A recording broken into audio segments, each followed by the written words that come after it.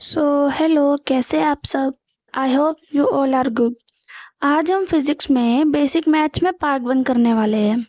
और पार्ट 1 में आज हम करने वाले हैं स्लोप के बारे में, कि आखिर ये जो स्लोप है ये क्या होता है। कि बेसिक से देखेंगे कि स्लोप क्या चीज़ होती है। सो स्लोप को जानने से पहले पहले पता करते हैं कि स्लोप का मतलब क्या होता है। तो यहाँ पर अब देखते हैं कि अब हम एग्जाम्पल लेके चलते हैं कि स्लोप को समझते हैं कि होता क्या है ये। तो मान लीजिए कि आपके पास ये एक शेप दे दी है मैंने, और एक मैंने यहाँ पर दूसरी शेप दे दी है।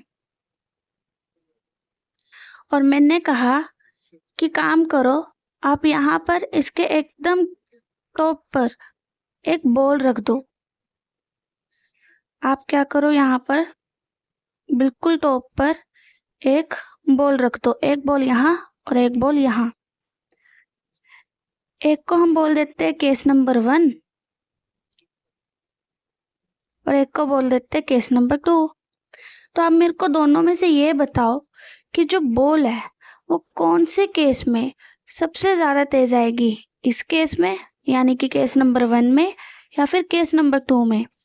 मतलब आएगी तो दोनों में, पर होगा क्या, एक में स्लो आएगी और एक में फास्ट। तो कौन से वाले केस में तेज आएगी। अब हम इसमें सीधा सा ये कह सकते हैं कि जिसकी ढलान ज्यादा हो, जिसका स्लोप ज्यादा हो, वो सबसे ज्यादा तेज आएगी। यानी कि अगर इसके मुकाबले देखे, इसका जो ढलान है वो कम है, कैसे कह सकते हैं कि यहाँ पर ब्लो जो बॉल है वो स्लो आएगी।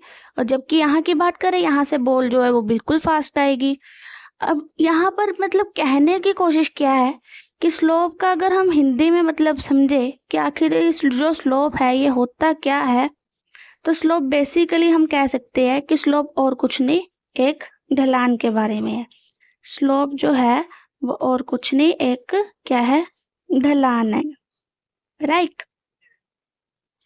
अब ठीक है, चलो ढलान से हम बोल सकते हैं। अब स्लोप कब कम होगा और कब ज्यादा होगा, हम ये कैसे कह सकते हैं।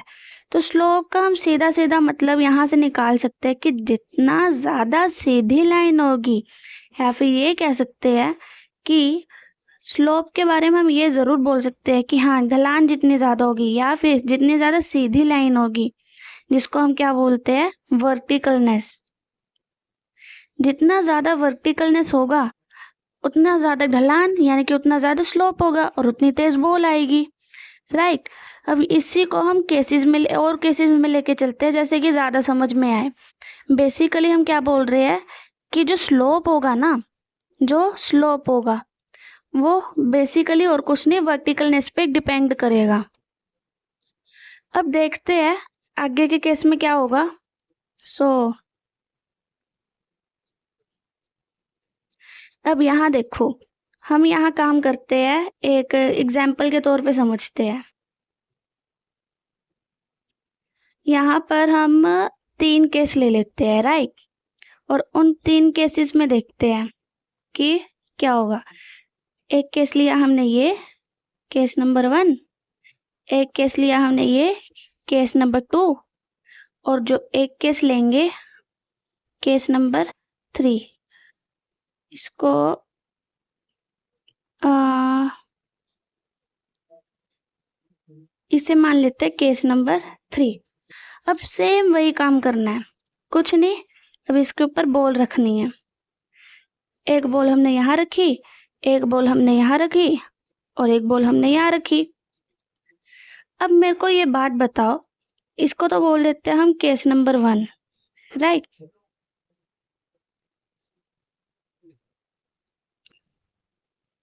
इसे बोल देंगे हम क्या, केस नंबर 1। इसे केस नंबर 2 और इसे केस नंबर 3। अब अगर हमने बताना है कि इनमें से किसका स्लोप ज्यादा होगा, ऑब्वियसली हमने सबसे पहले क्या देखना है कि जिसकी ढलान ज्यादा होगी, यानी कि जो वर्टिकल ज्यादा होगा। जो सीधा लाइन, ऐसे सीधे लाइन जो सबसे ज्यादा होगी ना, सीधी लाइन, सीधी सीधी लाइन जो सबसे ज्यादा होगी, वही वर्टिकलनेस देखनी है हमने। सो यहाँ पर देखो, तो बॉल सबसे ज्यादा तेज पहले केस में आएगी नीचे की तरफ को, फिर ये भी नीचे आएगी दूसरे केस में, पर ये पहले के मुकाबले स्लो आएगी। क्यों? क्योंकि इसका जो स्लोप है वो इसके मुकाबले कम है, इसकी ढलान कम है, इसकी ढलान ज्यादा है। और अगर 3 की बात करें, ये खुद ही सोचो, ये बस एक रखी हुई बॉल है और यहाँ पर बिल्कुल प्लेन है। प्लेन इन द सेंस कि यहाँ पर स्लोप है ही नहीं है, या फिर है भी है तो ना के बराबर है, बॉल आगे तक नहीं हिलेगी। तो यहाँ से तो हम समझ गए। अब बात करते हैं स्लोप की, कि स्लोप कौन से केस में ज्यादा, फिर कम और फिर सबसे कम है। सीधा सीधा दिख रहा है कि अगर हम स्लोप बता रहे हैं इन केसेस में, तो सबसे ज्यादा 1 का है, फिर है 2 एंड देन 3 का सबसे ज्यादा कम है। यहाँ पर आई होप समझ आया हो। अब आगे चलते हैं। अब आगे हम इसमें एक पॉइंट यहाँ पर नोट जरूर करेंगे, और ये बहुत इंपॉर्टेंट नोट है कि वर्टिकलनेस जितना ज्यादा होगा स्लोप भी बढ़ेगा, स्लोप भी उतना ज्यादा होगा। ये बहुत इंपॉर्टेंट बात है, बहुत इंपॉर्टेंट बात है, ये लर्न करने वाली बात है। देखो सीधा हमने बस अपनी आंखों से देखना है कि कौन सीधी लाइन है, कौन ज्यादा ढलान किसकी होगी। सबसे ज्यादा ढलान कब हो सकती है? जब बिल्कुल एक स्ट्रेट लाइन आ जाए, कह सकते हैं जब बिल्कुल एक ऐसे स्ट्रेट लाइन आ जाए तो सबसे ज्यादा ढलान तभी हो सकती है। यहाँ पर बॉल रखोगे नीचे डायरेक्ट जाएगी बाकी केसेस के मुकाबले, यानी कि जितना ज्यादा वर्टिकलनेस उतना ज्यादा स्लोप। तो यहाँ से स्लोप के बारे में ये चीज तो पता चलती है, राइट। अब यहाँ पर अब ठीक है, स्लोप तो हम बता देंगे, पर हम मैथमेटिकली किस तरह बताएंगे कि स्लोप कितना है, या फिर मैग्नीट्यूड वाइज अगर हम बात करें, तो इसमें सबसे ज्यादा मेन हमारा जो फॉर्मूला भी आता है वो हम यहाँ पर नोट करेंगे। और वो फॉर्मूला क्या होगा? Slope is equals to tan theta.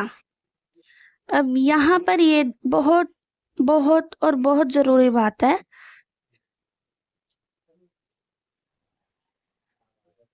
Slope is equals to tan theta. अब यहाँ पर देखो, स्लोप निकालने के लिए हम अब tan थीटा का यूज करेंगे। अब ये थीटा ये सब ये कहाँ से लेना है, कैसे लेना है, अभी देखेंगे इसे। पर ये बहुत बहुत और बहुत इम्पोर्टेंट बात है, इसको ध्यान में रखना है, ये वेरी वेरी इम्पोर्टेंट है। अब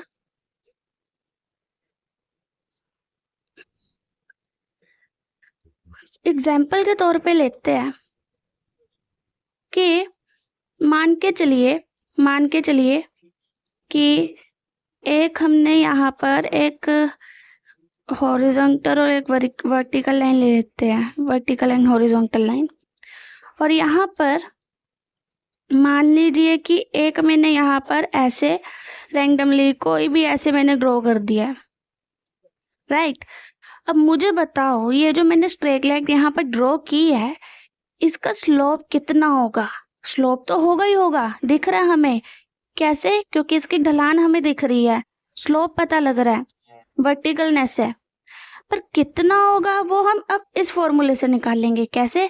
हमने सबसे पहले थीटा देखना है कि थीटा कहाँ से लेना है। अब यहाँ पर अगर हम देखें तो थीटा तो देखो कई जगह से आ रहा है ना।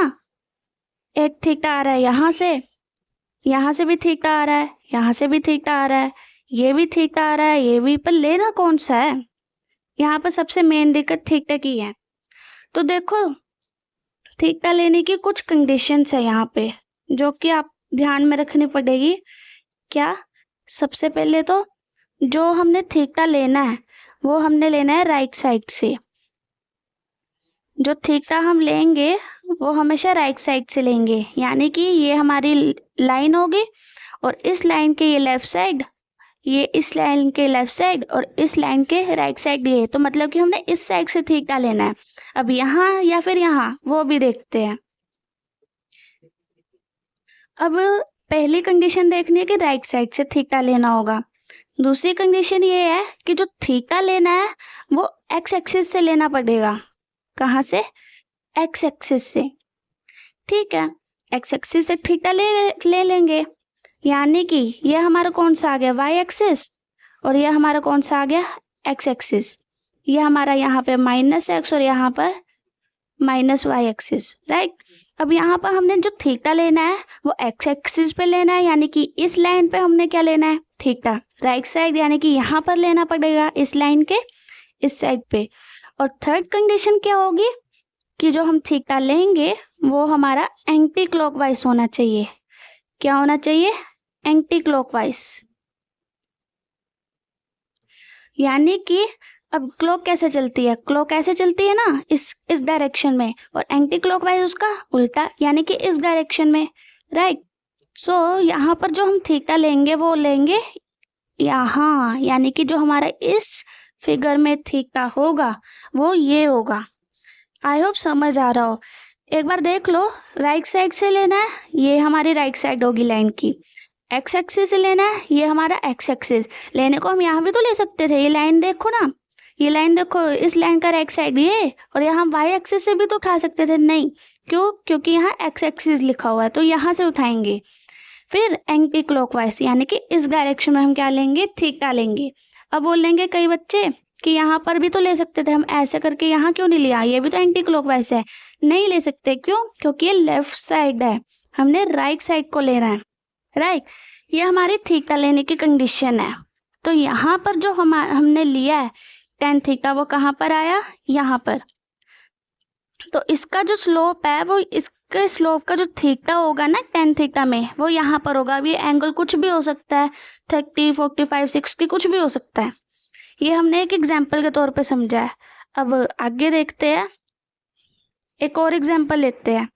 फॉर एग्जाम्पल मान लीजिए कि एक और एग्जाम्पल लेते हैं अच्छा सा।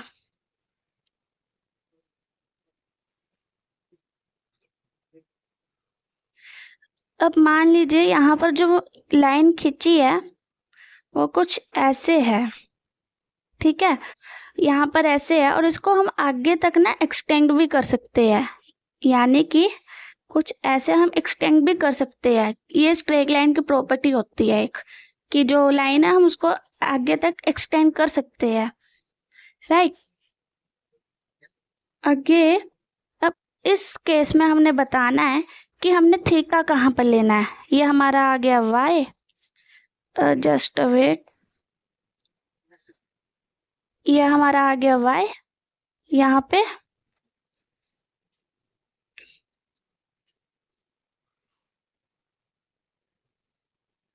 ये आ गया हमारा यहाँ पे y, ये हमारा आ गया x, और यहाँ पर बताना है कि थीटा कहाँ से लिया जाएगा।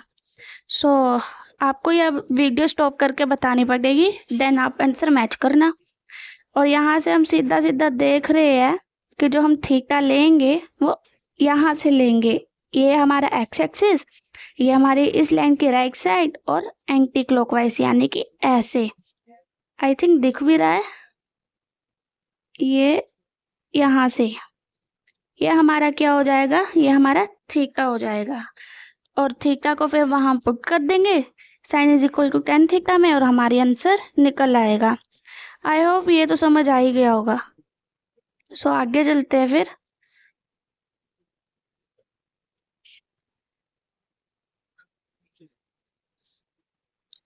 अब यहाँ पर एक ना क्वेश्चन करते हैं, क्वेश्चन से ज़्यादा क्लियर हो जाएगा। हम यहाँ पर एक क्वेश्चन करते हैं कि सपोज बताना है आपको, इसमें भी आपको बताना है, राइट। ये हमने एक ड्रॉ किया एक, और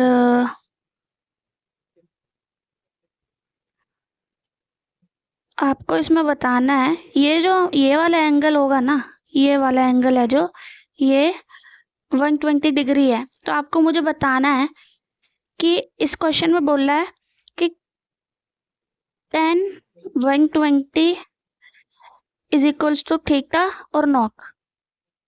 ये आपको बताना है, स्टॉप करके बताना और असलियत में करना। आई होप कर लिया होगा। सो इसका अब हम आंसर भी देख लेते हैं कि क्या होगा, राइट। सो आंसर क्या बोलता है इसका, कि जो थीटा लेना था वो लेना था एक्स एक्सिस से। ये हमारा एक्स है, ये हमारा वाई है। एक्स एक्सिस से लिया है, ठीक है। लाइन के राइट साइड से लेना था, इन्होंने लेफ्ट साइड से लिया है, वो भी क्लॉकवाइज। तो ये तो हमारा थीटा होगा नहीं, तो आंसर तो हमारा नो आएगा। ये तो क्लियर कट है। और फिर एक्चुअल थीटा क्या होगा? अब ये तो पता ही होगा सबको कि इस स्ट्रेट लाइन में जो पूरा ये एंगल होता है ये 180 डिग्री का होता है, राइट। और उसमें से हमें 120 गिवन है, तो 120 गिवन है, 180 है, तो जो बचा हुआ एंगल होगा यानी कि जो हमारा एक्स होगा वो क्या आ जाएगा? 60 डिग्री।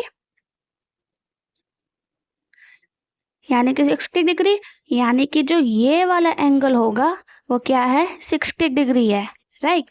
60 डिग्री यानी कि एक्चुअल जो थीटा होगा हमारा वो 60 डिग्री होगा। अब इसको थोड़ा सा सोल्व कर लेते हैं, है ना।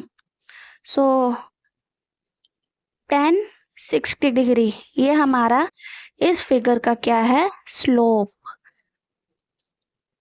ये हमारा इस फिगर का क्या है? स्लोप है। अब tan 60 डिग्री पे क्या होगा ये वैसे तो आगे पढ़ेंगे जब ट्रिग्नोमेट्री करेंगे बेसिक मैथ्स में, बट अभी के लिए देख लेते हैं कि जो tan 60 होगा ना, tan 60 जो tan 60 होगा वो होगा √3, राइट। सो यहाँ पर लिख लेते हैं tan 60 की वैल्यू √3 होती है tan 60 पे। ये हमारे यहाँ पर इसका आंसर आ गया। सो अब आगे देखते हैं, कुछ और पॉइंट्स को समझना है, बहुत ज़रूरी है। और ये छोटे छोटे कंसेप्ट निकलते हैं, हालांकि स्लोप बोला जाता है बहुत छोटा टॉपिक है, बट स्टिल बहुत छोटे छोटे टॉपिक निकलते हैं इसमें, राइट। सो अब देखते हैं आगे।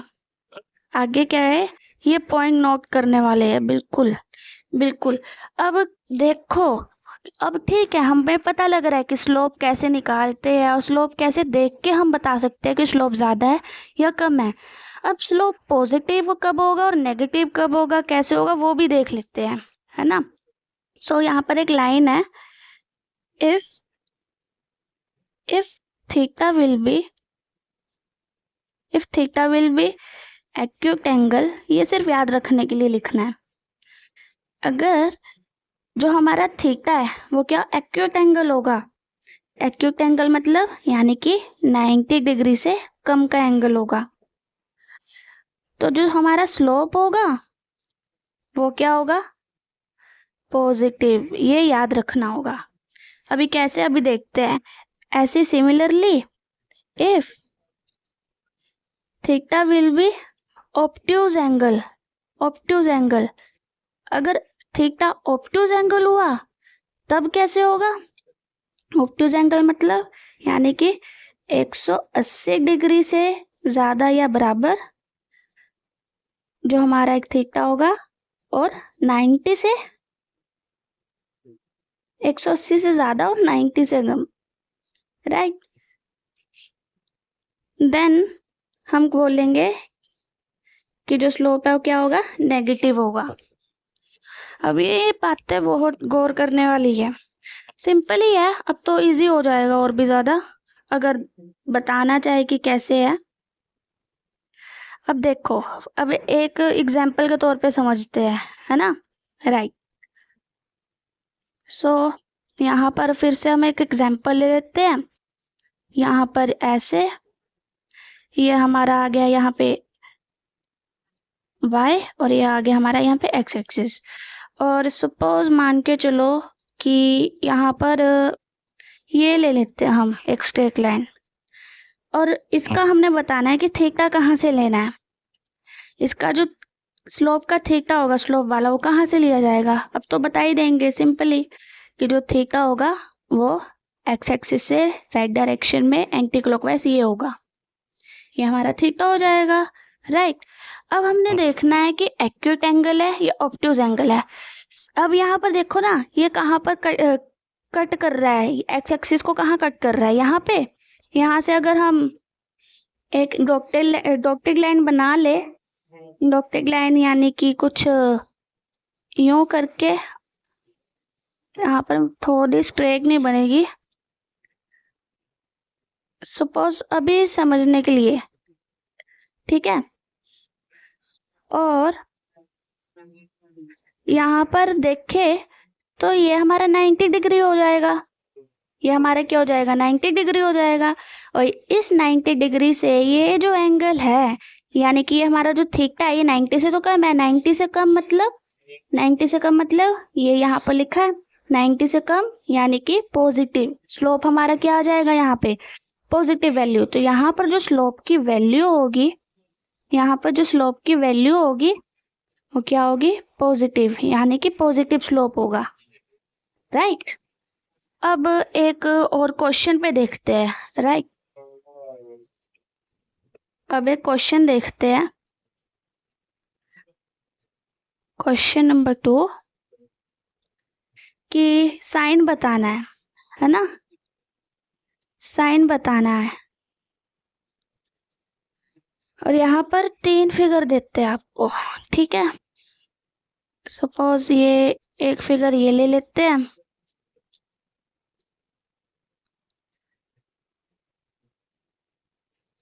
दूसरी ये ले लेते हैं, और थर्ड यहाँ पर ले लेते हैं, राइट। और यहाँ पर एक स्ट्रेट लाइन यहाँ है, एक स्ट्रेट लाइन यहाँ है, और एक स्ट्रेट लाइन यहाँ पर है। अब इसको बोल देते हैं हम, सपोज केस नंबर 1, इसको बोल देते हैं केस नंबर 1, केस नंबर 2 और केस नंबर 3। अब इसमें बताना है कि जो स्लोप होगा वो पॉजिटिव होगा या फिर नेगेटिव होगा, राइट। सो इजी है। अब तो थीटा निकाल लो, एक्यूट ऑब्ट्यूज है वो देखो, और बता दो कि स्लोप पॉजिटिव है या नेगेटिव। अब यहाँ पर अगर हम देखें तो इसका जो स्लोप निकालने वाला थीटा होगा, यानी कि टेंजेंट थीटा, थीटा यहाँ से लेंगे एक्स एक्सिस से, तो ये हमारा ये थीटा हो जाएगा। इस फिगर में हमारा थीटा क्या होगा, ये थीटा हो जाएगा। अब बोलेंगे इसमें कैसे बताएं, ये तो यहाँ पर है ही नहीं। अब मैंने बोला था कि स्ट्रेट लाइन की एक प्रॉपर्टी होती है कि उसे एक्सटेंड कर लो। अब यहाँ पर सपोज मान लो हमने लाइन को एक्सटेंड कर लिया, रुको इसको उससे कर लेते हैं।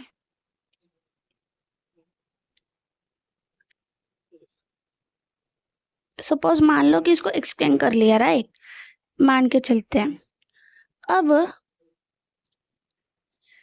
इसका, अब ये एक्सटेंड कर लिया है, अब वही यहाँ पर पता चल रहा है लाइन है, यहाँ से एंगल कहाँ से ले जाएगा, यहाँ से, ये हमारे यहाँ का थीटा हो जाएगा। अब थीटा निकाल लिया, अब वो निकाल लो एंगल कि कौन सा, किसका स्लोप पॉजिटिव है और किसका नेगेटिव है। सो आंसर के तौर पे देखते हैं।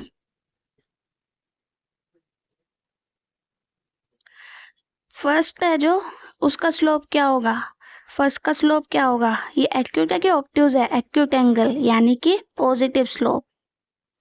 देन सेकंड केस में स्लोप क्या होना चाहिए, ऑब्ट्यूज एंगल है, दिख ही रहा है ना, 90 से ज़्यादा है 180 से कम, यानी कि नेगेटिव स्लोप।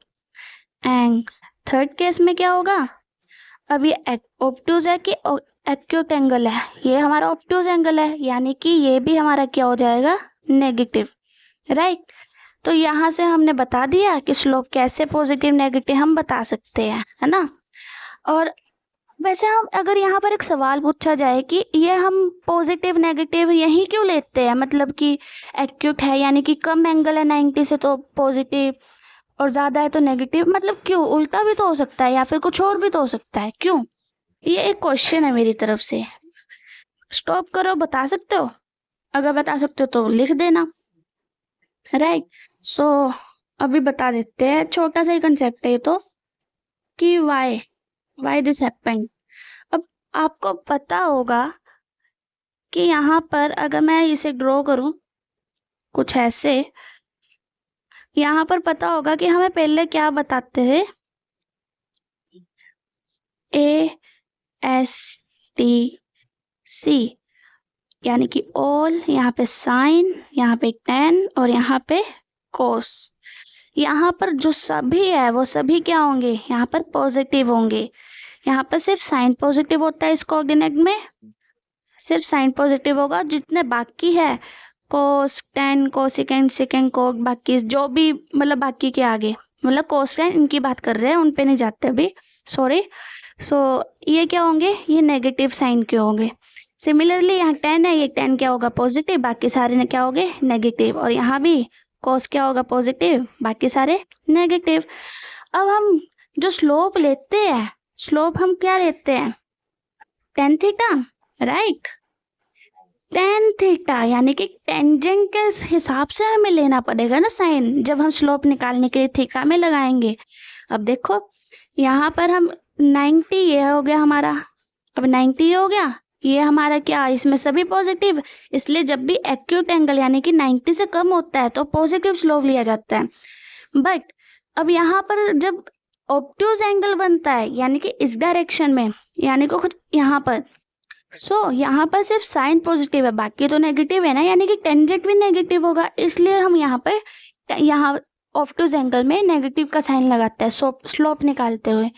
सो अब आगे चलते हैं फिर, राइट।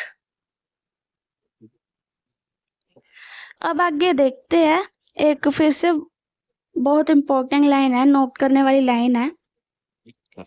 अब नोट क्या है कि if slope is negative, it does not means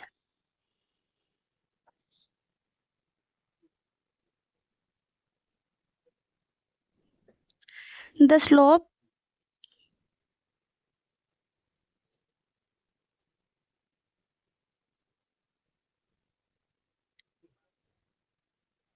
will be less।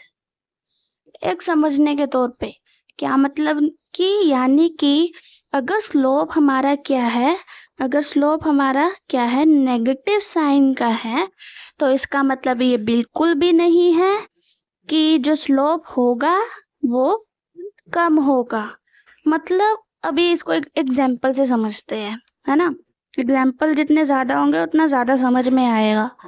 सो काम करते हैं, फिर से लेते हैं इसको, और सपोज मान के चलो कि एक स्ट्रेट लाइन यहाँ पर है और एक स्ट्रेट लाइन यहाँ पर है, राइट। अब हमने बताना है, इनका स्लोप बताना है। इसको अब मान लो, इसको ये बोल लो 1, इसको हम ना 1 बोल लेते हैं, कंसीडर एज 1। ये लाइन नंबर 1 है और ये लाइन नंबर 2 है। अब लाइन नंबर 1 का स्लोप क्या होगा, ये यानी कि थीटा ये होगा, और 2 का थीटा ये होगा। अब देखो स्लोप पहले तो पॉजिटिव नेगेटिव निकाल लेते हैं, है ना। अब ये जो लाइन नंबर 1 है, यहाँ पर करते हैं, जो लाइन नंबर 1 है उसका स्लोप क्या आ रहा है, 90 से तो ज़्यादा है, यानी कि ऑब्ट्यूज यानी कि नेगेटिव, है ना। और ये यहाँ पर देखो, यहाँ पर एक्यूट एंगल है सेकंड की लाइन में, यानी कि स्लोप क्या आ रहा है पॉजिटिव, है ना। अब इसमें लाइन का मतलब क्या है कि अगर स्लोप नेगेटिव है, यानी कि अगर स्लोप नेगेटिव है इसका मतलब बिल्कुल भी नहीं है कि स्लोप क्या होगा, कम होगा। अब खुद ही देखो, हमने शुरुआत में क्या बोला था कि ढलान देखनी है। ढलान दोनों के केसेस में कौन सी ज़्यादा लग रही है, 1 की 2? ज़्यादा वर्टिकलनेस किस में है, पहली लाइन में कि दूसरी में? ऑब्वियसली पहली लाइन में देख के बता रहे कि ज़्यादा टिल्ट है एज कम्पेयर टू 2, है ना। बट साइन इसका नेगेटिव है और इसका पॉजिटिव, यानी कि हम सीधा सीधा कह सकते हैं कि हम जब भी दो लाइनों के स्लोप की वैल्यू का कंपैरिजन करेंगे तो हम मैग्नीट्यूड वाइज करेंगे, ना कि उनके साइन पे डिपेंड होके, ठीक है। यानी कि हमने मैग्नीट्यूड वाइज देखना है कि स्लोप कम है या फिर ज़्यादा है, उनके साइन से कोई लेना देना नहीं है। अब मान के चलो कि इसके लिए हम ले लेते हैं, सपोज इसकी वैल्यू ले लेते हैं -10। ऑब्वियसली मैग्नीट्यूड में ज़्यादा होना चाहिए, हमें दिख ही रहा है कि वर्टिकल ज़्यादा है। और इसकी वैल्यू ले लेते हैं, सेकंड वाले की वैल्यू ले लेते हैं +2। अब मेरे को खुद ही बताओ, -10 और +2, -10 का मतलब ये थोड़ी है कि इसका वैल्यू बहुत कम है +2 से। अब इन दोनों का साइन हटा दो, क्या बचेगा 10 और 2, 10 ज्यादा है कि 2, 10, यानी कि इसका स्लोप ज्यादा है एज कम्पेयर टू ये। जब भी हमने वैल्यू देखनी है ना साइन स्लोप की, तो हमने साइन बिल्कुल भी नहीं देखना है, हमने उसका मैग्नीट्यूड देखना है, हमें उनके साइन से कोई मतलब नहीं है, राइट। तो अब आगे चलते हैं।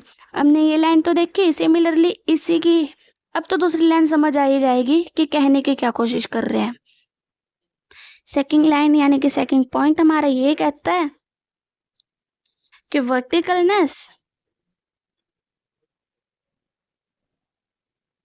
verticalness of slope is equals to magnitude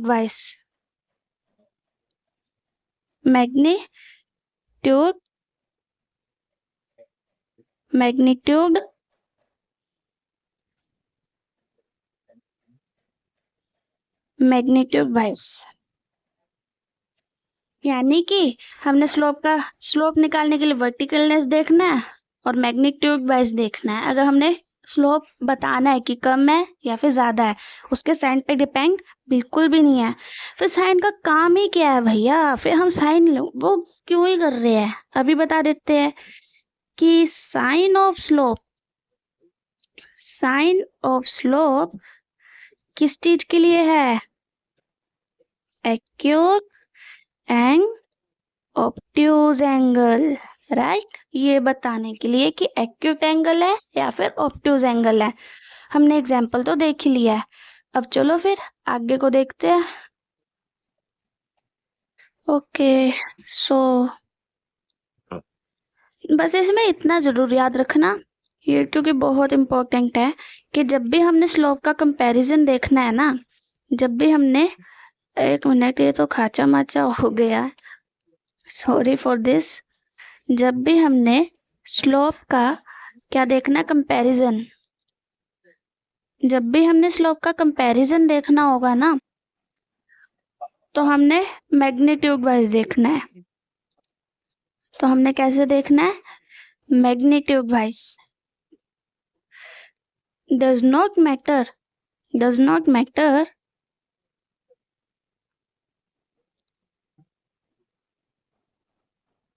अब स्पेलिंग्स में मत जाना, डज नॉट मैटर कि उसका साइन क्या है, ठीक है। ये बहुत जरूरी, बहुत बहुत और बहुत इम्पोर्टेंट लाइन है, ये मार्क कर लेना। अभी इजी लग रहा है पर बाद में पता चल जाएगा कितना इजी है और कितना नहीं है। देन चलते हैं फिर आगे। सो हमने ये तो देख लिया कि स्लोप्स कैसे, साइन वगैरह ये सब। अब ये भी देखते हैं कि हम कितने मेथड के तरीके से हम स्लोप निकाल सकते हैं, मतलब कैसे, यानी कि सपोज हम दो मेथड देखने वाले हैं, राइट। एक हम ले लेते हैं मेथड नंबर 1, मेथड नंबर 1।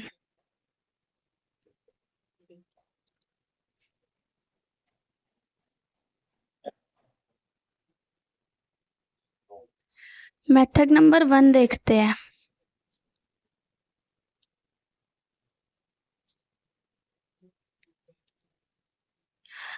अब मेथड नंबर 1 में हम क्या कैसे कर सकते हैं कि अगर हमने स्लोप निकालना है ना, अगर हमने क्या करना है, अगर हमने स्लोप निकालना है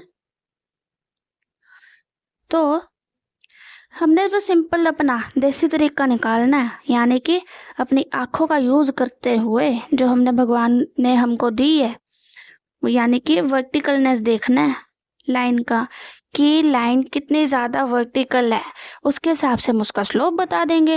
ये तो सिंपल ही है, जितना ज्यादा वर्टिकल उतना ज्यादा स्लोप होगा, है ना। एग्जाम्पल लेंगे, अभी मेथड 2 भी लिख लेते हैं, राइट। सो अब देखते हैं फिर मेथड 2।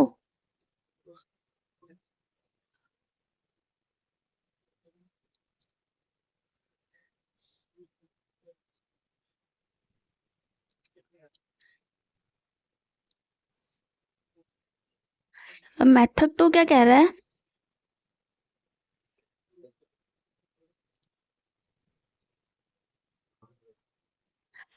मेथड 2 में हम देख सकते हैं कि थीटा भी तो यार चेंज हो रहा है ना, कभी ज्यादा कभी कम, है ना। थीटा भी तो देख सकते हैं ना, यानी कि हम देख सकते हैं कि थीटा अगर ज़्यादा है, थीटा कम है ना, तो वैल्यू जो थीटा की होगी उसके हिसाब से भी हम पता कर सकते हैं। कैसे, अभी देख लेते हैं। और इसमें एक कंडीशन है, वो भी बताएंगे अभी, है ना। सो अब ले लेते हैं एक एग्जांपल कि अच्छे से और समझ आए। सपोज एक एग्जांपल के तौर पे लिया कि एक हमने यहाँ से लिया ये एंगल, एक लिया ये, और एक लिया हमने ये एंगल। अब बताओ, अब ये बताओ कि इसमें जो थीटा, एक तो ये थीटा हो जाएगा, एक तो ये थीटा हो जाएगा, इसको हम बोल देते हैं थीटा 1, और एक ये थीटा हो जाएगा, इसको बोल देते हैं थीटा नंबर 2। ये दूसरी लाइन और ये पहली लाइन। अब पहले मेथड से हम अगर स्लोप निकाल ले तो वो क्या कहता है, वर्टिकलनेस देख लो, सिंपल। कौन ज्यादा वर्टिकल है, लाइन नंबर 1 की 2? सामने दिख रहा है कि सबसे ज्यादा सीधी कौन सी लग रही है, लाइन नंबर 1। यानी कि जो स्लोप है, जो स्लोप है लाइन 1 का एज कंपेयर टू 2 वो ज्यादा ही होगा, है ना। अब थीटा की वैल्यू बोल रही है, अब यहाँ पर देख लेते हैं थीटा की वैल्यू। यहाँ पर देखो थीटा 2 कम है, थीटा 1 की वैल्यू ज्यादा लग रही है, ये एंगल ज्यादा है ना, और ये एंगल कम है। देखो यहाँ पर अगर मान के चलो थीटा की वैल्यू भी दे दे, अगर ये 30 होगा तो ये 45 ही हुआ ना, समझे। यानी कि अगर हम स्लोप देखें थीटा के कंपैरिजन में, जो थीटा 1 है जो वो ज्यादा होगा थीटा 2 से। अब यहाँ पर ये है कि भाई वैल्यू तो दोनों हो रहे हैं, यानी कि दोनों मेथड से निकाल सकते हैं, है ना। जबकि यहाँ पर मेथड 1 जो है वो बहुत ज्यादा इजी है। अब यहाँ पर एक ट्विस्ट देखो, यहाँ पर एक ट्विस्ट क्या है, बहुत मतलब एक ट्विस्ट ही है ये, मान के चलो। क्या भला, नोट करने वाली बात है, और ये कि जो मेथड 1 है ना, जो मेथड 1 है वो ऑलवेज एप्लीकेबल है, ऑलवेज एप्लीकेबल। बट जो मेथड 2 है ना, यानी कि वो थीटा वाला, वो ऑलवेज एप्लीकेबल नहीं है, वो ऑलवेज एप्लीकेबल नहीं है। वाई, ये पहले तो ध्यान में रखना है, बहुत जरूरी बात है, बहुत बहुत जरूरी, बहुत जरूरी बात है ये। मतलब कि कैसे एकदम से चेंज हो गया ना, है ना। अब देखो जरा, मेथड 1 क्या कहता है, सिंपली कि भाई अपनी आंखें यूज करो, वर्टिकलनेस देखो कि हाँ कौन ज्यादा वर्टिकल और बता दो, और ये हमेशा एप्लीकेबल होगा, हमेशा एप्लीकेबल होगा, बस ढलानी तो बतानी है। पर मेथड 2 की बात करें तो इसमें थीटा की वैल्यू अब आप देखोगे कि हाँ थीटा तो ठीक है, कम ज्यादा देख के बता तो रहे, आंसर भी तो सेम ही आ रहा है ना, 1 लाइन का दूसरे से ज्यादा है, तो फिर इसमें ये ऑलवेज एप्लीकेबल क्यों नहीं है? इसलिए नहीं है क्योंकि जो थी ऑल, यहाँ पर लिख लेना, all theta must be acute और ऑब्ट्यूज।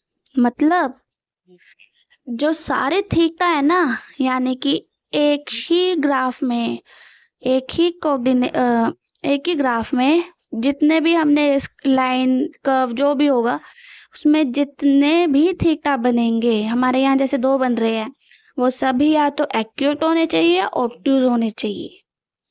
अब कैसे, और ये भी मेनली ये बात जो है ये एक्यूट के केस में एप्लीकेबल है, ऑब्ट्यूज में चेंज हो जाता है। अब देखना जरा, इसको और अच्छे से समझने के लिए ना, अब दोनों मेथड से करेंगे, दोनों से करेंगे, दोनों से करेंगे और समझ आ जाएगा। यानी कि एक एग्जाम्पल के तौर पे उठा लेते हैं, चलो, है ना। एग्जाम्पल ले लेते हैं। एग्जाम्पल का क्वेश्चन ही ले लेते हैं, है ना। सो यहाँ पर हमारा क्वेश्चन ये है, इसमें बताना है आपको, राइट। इसको लंबा खींचते हैं। एक लाइन हमने यहाँ पे ले ली सपोज ये, और एक लाइन ले ली हमने यहाँ पे सपोज ये, ठीक है। और इसका थीटा बताएंगे अगर, तो ये बनेगा, ये बनेगा इसका थीटा, इसको हम बोल देते थीटा 1। और यहाँ पर जो बनेगा ये होगा हमारा थीटा 2। ये हमारी सेकंड लाइन हो जाएगी और ये वाली फर्स्ट। अब मुझे इस फिगर में देख के बताओ, इसमें बताना, मेथड 1 से बताओ। पहले तो मेथड 1 का यूज करो, दिमाग लगाओ और बताओ कि वर्टिकल, खैर आंसर ही बता दिया, स्लोप किसका ज्यादा होगा। मेथड 1 कहता है वर्टिकलनेस देखो, वर्टिकल कौन ज्यादा लग रही है, 1 या 2? ऑब्वियसली 2। यानी कि जो स्लोप है दूसरे का वो पहले से क्या होगा, ज्यादा होगा, राइट। अब बोलते हैं कि भाई मेथड 2 लगाओ। मेथड 2 क्या बोलता है, एंगल देखो, है ना। अब एंगल देखे तो 1 ज्यादा है एज कम्पेयर टू 2, यानी कि फर्स्ट लाइन का जो एंगल है वो ज्यादा है एज कम्पेयर टू 2। अब यहाँ पर दो आंसर आ रहे हैं, दोनों मेथड से अलग अलग आंसर आ रहे हैं। तो आंसर तो आ रहे हैं पर अलग आ रहे हैं। देखो ये कैसे हो गया, है ना। यहाँ पर देखो ये कैसे हो गया भला, कि ये तो, यही तो बात है कि जो मेथड 1 है ये हमेशा एप्लीकेबल क्यों है और ये हमेशा एप्लीकेबल क्यों नहीं है। क्योंकि यहाँ पर हम एक बात नोटिस करी किसी ने, कि ये जो एंगल है यानी लाइन 2, ये कौन सा एंगल बना रहा है, ये बना रहा है एक्यूट एंगल। ये कौन सा एंगल बना रहा है, एक्यूट एंगल। जबकि ये वाला यानी कि पहली लाइन है, ये कौन सा एंगल बना रही है, ऑब्ट्यूज एंगल, राइट। एक एक्यूट एंगल बना रहा है और एक ऑब्ट्यूज एंगल बना रहा है। और इससे साफ साफ पता लग रहा है कि दोनों अलग अलग है। और हमने वहां पर एक कंडीशन देखी थी, और वो कंडीशन क्या थी, all theta must be acute और ऑब्ट्यूज। या तो सारे एक्यूट होते या फिर सारे ऑब्ट्यूज होते, है ना।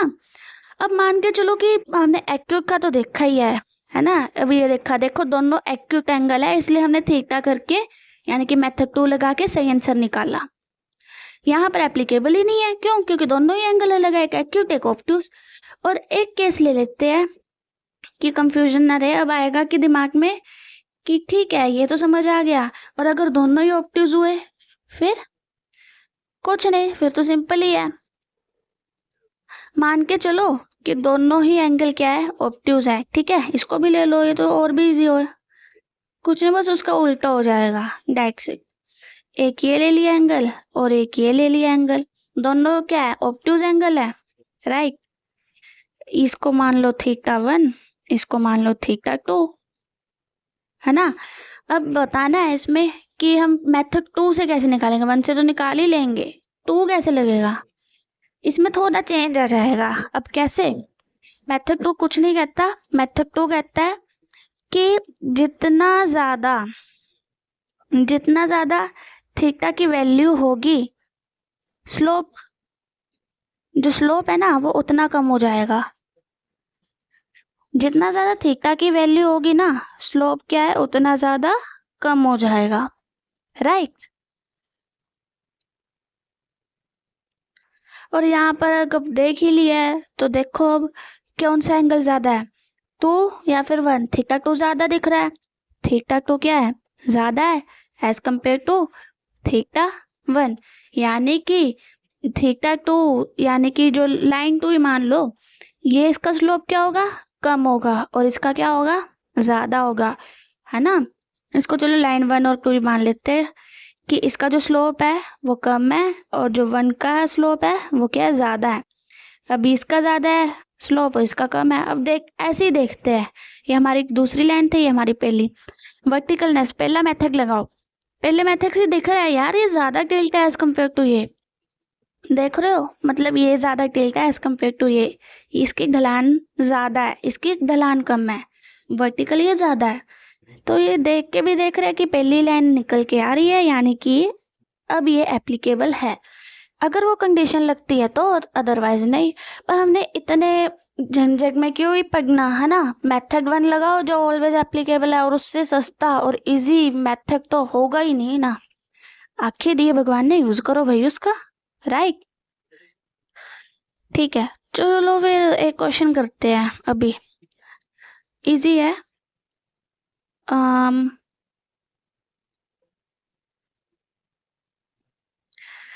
क्वेश्चन है हमारा, हम क्वेश्चन नंबर 4 पे चल रहे हैं अभी। क्वेश्चन है कि स्लोप बताना है कौन सी लाइन का ज्यादा है। ठीक है, स्लोप बताना है कि कौन सी लाइन का ना ज्यादा स्लोप है।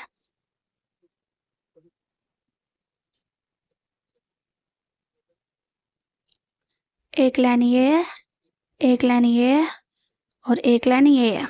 ठीक है, अभी उसमें मत जाना है, ये एक ही पॉइंट पे टच हो रखे हैं सारे। ठीक है, स्लोप बताना है कि कौन सी लाइन का ज्यादा है। ये है हमारी लाइन नंबर 1, ये तो है हमारी लाइन नंबर 1, ये हमारी लाइन नंबर 2, और ये हमारी लाइन नंबर 3। तो स्लोप बताना है किसका ज्यादा है भाई। अब मेथड 2 लगाओ तब भी चलेगा, अब हम सीधी आंखों से देख के बता सकते हैं कि वर्टिकल सबसे ज्यादा 3 है, देन 2, देन 1, है ना।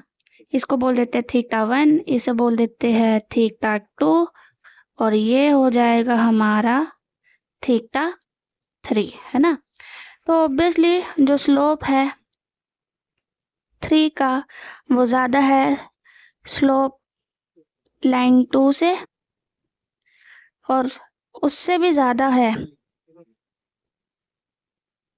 किस वाले से, स्लोप नंबर 1 से, राइट। तो यहाँ पर एक क्वेश्चन तो हमने ये कर लिया। अब आगे देखते हैं। अब हम ना केसेस देखते हैं, है ना। एक हॉरिजॉन्टल लाइन केस और एक वर्टिकल लाइन केस। सो सबसे पहले देखेंगे horizontal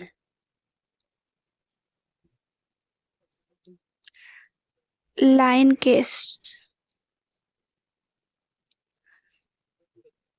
horizontal line case, right. अब ये क्या बोला है, इसको भी देख लेते हैं। सो हॉरिजॉन्टल लाइन केस में कुछ नहीं, हमने कुछ पॉइंट्स याद रखने और ये लर्न करने वाली चीजें ही है। सो यहाँ पर हॉरिजॉन्टल लाइन केस में हम बना लेते हैं, है ना। सपोज कि ये जो है ये हमारा y एक्सिस है और ये हमारा x एक्सिस है।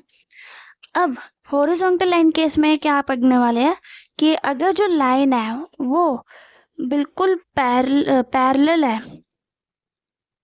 जो हॉरिजॉन्टल लाइन केस में अगर तो जो लाइन है वो बिल्कुल पैरेलल है x एक्सिस के, यानी कि इसके बिल्कुल क्या है, पैरेलल है, ये बिल्कुल क्या है, पैरेलल लाइन। तो क्या क्या कंडीशंस निकल के आएंगी। सबसे पहले तो ये कि अगर जो लाइन है वो पैरेलल टू एक्स एक्सिस होगा, तो थीटा क्या होगा। थीटा यहाँ पे देखो, हम थीटा कैसे निकालते थे। पहली कंडीशन थी लाइन के राइट साइड, अब इसमें राइट साइड का तो भूल ही जाओ, ठीक है। और दूसरी कंडीशन क्या थी, एक्स एक्सिस है, यहाँ एक्स एक्सिस को क्या टच भी हो रही है, नहीं, तो एंगल क्या आएगा, 0 डिग्री, है ना। तो उस केस में यानी हॉरिजॉन्टल लाइन केस में भी स्लोप क्या होगा। What is the slope in horizontal line case. Slope कैसे निकालते थे, tan थीटा, और tan थीटा हमारा क्या है, 0 डिग्री, और tan 0 पे क्या होता है, 0। tan 0 पे क्या होता है, 0। तो ये हमारा हॉरिजॉन्टल लाइन केस है, अक्सर याद रखने वाली चीज ही है ये तो वैसे। अब चलते हैं वर्टिकल लाइन केस में। अब चलते हैं वर्टिकल लाइन केस में। वर्टिकल लाइन केस में देखो क्या कहते हैं। Vertical line case, right? So vertical line case में फिर से बना लेते हैं। अब ये तो हमारा क्या हो जाएगा, ये तो हो जाएगा हमारा y, ये हो जाएगा हमारा x। अब अगर जो लाइन है, अगर वो जो लाइन है वो परपेंडिकुलर हो x एक्सिस के, यानी कि कुछ इस तरह से बिल्कुल परपेंडिकुलर है x एक्सिस के, तो क्या कंडीशंस निकल के आएंगी, राइट? सो यहाँ पे एक बात नोट करने वाली है कि ये जो है ये कौन सा एंगल बना रही है यहाँ पे, 90 डिग्री का, है ना? तो यहाँ पर जो कंडीशंस निकल के आ रहे हैं कि अगर जो लाइन है वो परपेंडिकुलर हो, किसके? Perpendicular to x axis, then theta क्या होगा? थीटा क्या होगा? 90 डिग्री, है ना? थीटा क्या बन जाएगा? 90 डिग्री। और यहाँ पे अगर हम स्लोप की बात करें कि स्लोप क्या होगा in the case of vertical line case, so यहाँ पे tan थीटा यानी कि tan 90, और tan 90 क्या होता है? इन्फिनिटी, है ना? यानी कि सबसे ज्यादा हाईएस्ट स्लोप जो है वो वर्टिकल लाइन केस में होता है। अब इससे ज्यादा वर्टिकल क्या हो सकता है, खुद ही सोचो। अब यहाँ पर अगर हम एक बॉल रख दे, सबसे तेज तो यहीं से गिरेगी ना, और कहीं भी अब लगा के देखो, इससे ज्यादा तेज तो हो ही नहीं सकती सबसे ज्यादा स्ट्रेट गिरने से, राइट? सो ये हमारा हॉरिजॉन्टल और वर्टिकल लाइन केस था। अब आगे देखते हैं, तो काम करते हैं, क्वेश्चन करते हैं साथ। क्वेश्चन है, क्वेश्चन नंबर हमारा है ये 5, कि ये आपको ना, इसको थोड़ा ठीक बनाते हैं।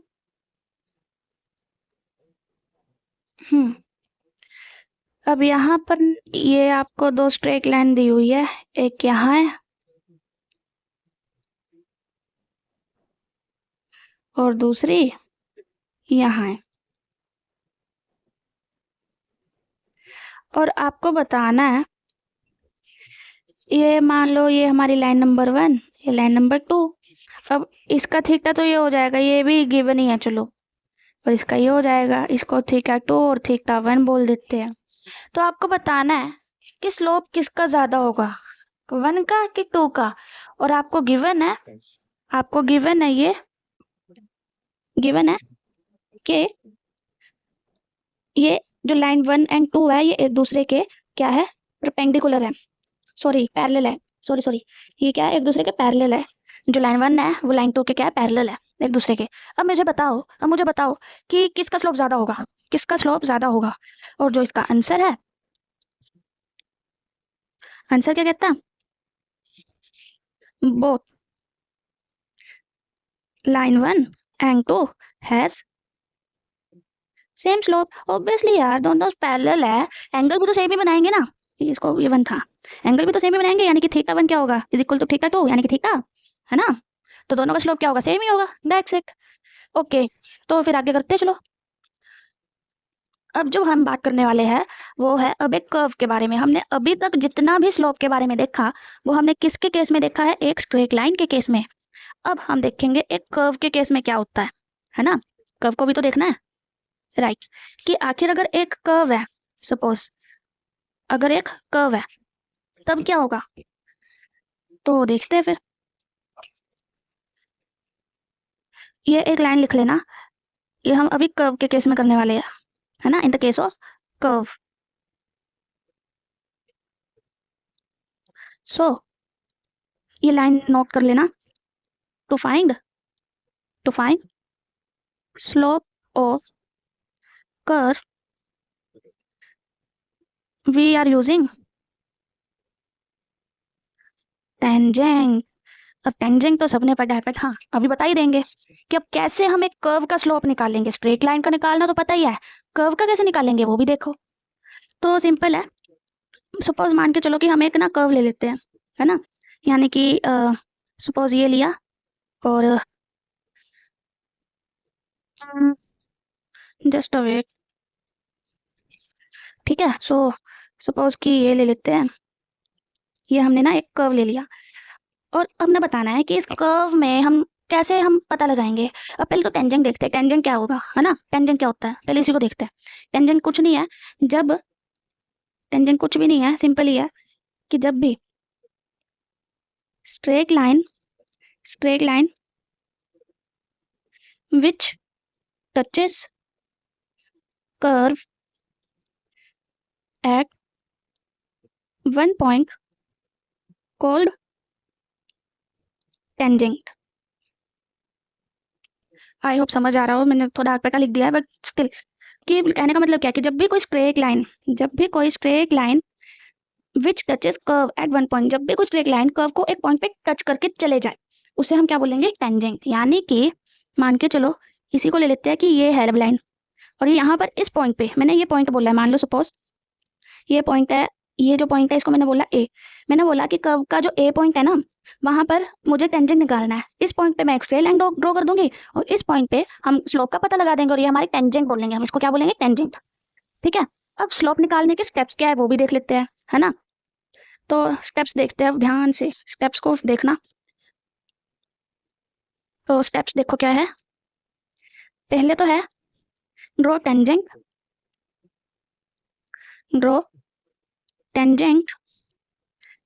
Eight that point.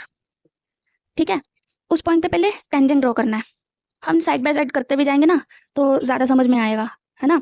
सपोज कि एक यहाँ पर ले लेते हैं, अभी तो ये कुछ ऐसा ही बन रहा है, चलो नहीं इसको सही लेंगे, चलो यही ले लेते हैं, हमें तो फिलहाल समझना ही है। Draw tangent and that point, suppose ये कर्व है, मुझे इस कर्व के इस पॉइंट पे, ठीक है, मुझे कर्व के इस पॉइंट पे, इसको सपोज मैंने बी नाम दे दिया, इस पॉइंट पे बताना है। तो हमने क्या करना है, सबसे पहले क्या बोलते हैं स्टेप 1 कि draw tangent and that point. पहले हम टेंजेंट बना लेंगे, यानी कि यहाँ पर इसको टच करके चले जाएगा, इसे क्या करेगा, टच करके यहाँ से चले जाएगा। जस्ट वेट, इसको हम टच करा कर ही रहेंगे, राइट। ये वहां पर टच करके चले जाएगा। हमने पहले क्या किया, टेंजेंट ड्रॉ कर लिया उस पॉइंट पे, राइट। इसके बाद सेकंड केस में क्या करेंगे, सेकंड क्या कहता है स्टेप, टेंजेंट स्लोप फाइंड। यानी कि अब हमने क्या करना है, स्लोप फाइंड करने के लिए उस टेंजेंट जो टेंजेंट बनाया ना उसका स्लोप फाइंड करना है। टेंजेंट, जो टेंजेंट का स्लोप होगा ना हमने उसे निकालना है। यानी कि टेंजेंट तो हमारा ये है, अब इसका स्लोप निकालना है। अब इसका स्लोप कैसे निकालेंगे, सिंपल वही मेथड लगाना अपना, एक यहाँ पर खींचा, इसको अलग उससे दिखा देते हैं ना फिर क्लियर होगा। एक हमने यहाँ खींचा और एक हमने यहाँ पर खींचा, ठीक है, राइट। हाँ, और हमने क्या बताना है कि यहाँ पर ये जो टेंजेंट हमने ये टेंजेंट बनाया है ना, ये जो टेंजेंट है ये वाला, इसका स्लोप निकालना है। इसका स्लोप तो ये तो निकाल ही लोगे, ये स्लोप निकल गया, ये तो स्लोप निकल गया, ठीक है। अब थर्ड स्टेप क्या कहता है, थर्ड स्टेप बोलता है कि this slope value is equals to curve slope at that point. यानी कि ये जो स्लोप की वैल्यू है ना ये कर्व के स्लोप की ही वैल्यू है उस पॉइंट पर, समझे कुछ। यानी कि मुझे बताना क्या था कि इस कर्व में इस पॉइंट का स्लोप क्या होगा, इस पॉइंट पे स्लोप क्या होगा, सिंपल टेंजेंट ड्रॉ करो, टेंजेंट का स्लोप वही उसका स्लोप हो जाएगा। तो ये स्टेप है कर्व का स्लोप निकालने की। आई होप कि समझ आ गया हो, है ना। और यहाँ पर लाइन नोट करने वाली बात ये है, मोस्ट इंपॉर्टेंट है, क्या कि जो स्लोप होगा किसका, स्लोप होगा स्ट्रेट लाइन का, वो हमेशा क्या होगा, कांस्टेंट। क्या होगा, कांस्टेंट। अब आपने देखा है, हमने अभी इतने सारे पीछे केसेस करे हैं, है ना, इतने सारे एग्जांपल्स भी लिए हैं, है ना, कि यहाँ पर जैसे ये है और हमने यहाँ पर ऐसे स्ट्रेट लाइन बना दी। अब इसका स्लोप मैं अब मान के चलो सपोज मान के चलो कि यहाँ पर मैं बोलूँ कि ये पॉइंट ए है, ये पॉइंट बी है, ये पॉइंट सी है, मुझे यहाँ पर स्लोप बताओ इनका क्या स्लोप होगा। तो यहाँ पर जो पॉइंट ए का होगा वही पॉइंट बी का, वही पॉइंट सी का, मतलब हर एक पॉइंट पे कॉन्स्टेंट कॉन्स्टेंट स्लोप होगा ना, है ना, वेरिएबल तो नहीं होगा, राइट। अब इसी चीज को हम अगर कर्व के केस में देखें तो, यानी कि हमने स्लोप बताना है इन द केस ऑफ कर्व, तब क्या होगा, वेरिएबल। अब ये कैसे होगा, वेरिएबल कैसे हो गया, वेरिएबल ये हुआ कि यहाँ पे सपोज मान के चलो कि ये एक कर्व था, ये कर्व इतना अच्छा बना नहीं बट स्टिल सपोज मान के चलो ये एक कर्व है, हैं, और ये हमने यहाँ पर ड्रॉ किया है एक ग्राफ टाइप, और मुझे बताना है कि इसका स्लोप, इसका जो स्लोप है वो इस पॉइंट पे क्या होगा, इस पॉइंट पे क्या होगा। हम स्लोप कैसे निकालते हैं कर्व का, सिंपल, वहाँ पे टेंजेंट बना दो, एक तो टेंजेंट यहाँ बन जाएगा कुछ ऐसे, और एक का टेंजेंट यहाँ बनेगा कुछ ऐसे, है ना। अब दोनों का जब मैं थीटा लिखूंगी, अब क्या कर रही हूँ मैं, अब जब मैं दोनों का थीटा लिखूंगी, इसका थीटा अलग है, इसका थीटा अलग है, चेंज हो रहा है ना स्लोप, स्लोप चेंज हो गया, यानी कि हर एक पॉइंट पे यहाँ स्लोप क्या है, वेरिएबल है। ये जो पॉइंट है ये बहुत बहुत बहुत ज्यादा इंपॉर्टेंट पॉइंट है, राइट, इसको याद रखना है, ये पॉइंट मोस्ट इंपॉर्टेंट पॉइंट। तो फिर अब आगे चलते हैं, राइट। सो यहीं पर लगे हाथ एक एग्जाम्पल भी देख लेते हैं, है ना। सो एग्जाम्पल बड़ा सिंपल लेते हैं, यहाँ पर एग्जाम्पल है कि मान के चलो यहाँ पर ये हमने इसे ड्रॉ कर दिया, ठीक है, और अब यहाँ पर ये कुछ ऐसा ऐसा ड्रॉ किया है, तो आपको यहाँ पर पॉइंट, ये पॉइंट मैंने दे दिया एक ए, ये पॉइंट दे दिया मैंने एक सी, मुझे ये इन दोनों पॉइंट्स का स्लोप बताओ कि स्लोप क्या होगा, स्टॉप करो और बताओ कि स्लोप क्या होगा। तो मुझे लगता है बता दिया होगा, है ना। तो अब अगर हम इसका स्लोप निकाल ले, तो हम कर्व का स्लोप कैसे निकालते थे, अगर याद है, टेंजेंट ड्रॉ करके, इसका टेंजेंट यहाँ और इसका टेंजेंट यहाँ, ये थोड़ा नीचे होएगा, है ना, इन दोनों के टेंजेंट बना दिए। अब अगर याद है हमने हॉरिजॉन्टल लाइन केस में पढ़ा था कि जब भी जो लाइन है वो पैरेलल होगी, बिल्कुल बिल्कुल पैरेलल होगी एक्स एक्सिस के, तो स्लोप क्या होगा, जीरो, यानी कि दोनों पॉइंट का स्लोप क्या बन जाएगा, जीरो, दैट्स इट। दोनों पॉइंट्स का जो स्लोप है वो क्या है, slope will be is equals to zero, that's it. I hope कि यहाँ तक समझ आ गया हो, और आज के लिए इतना ही है, बाकी नेक्स्ट क्लास में देखते हैं, आगे हम काफ़ी चीज़ों के बारे में देखेंगे। सो आई होप कि सारा समझ में आया हो, एंड थैंक यू गाइस। तो मिलते हैं नेक्स्ट क्लास में, तब तक के लिए tata, take care, bye bye, thank you so much again.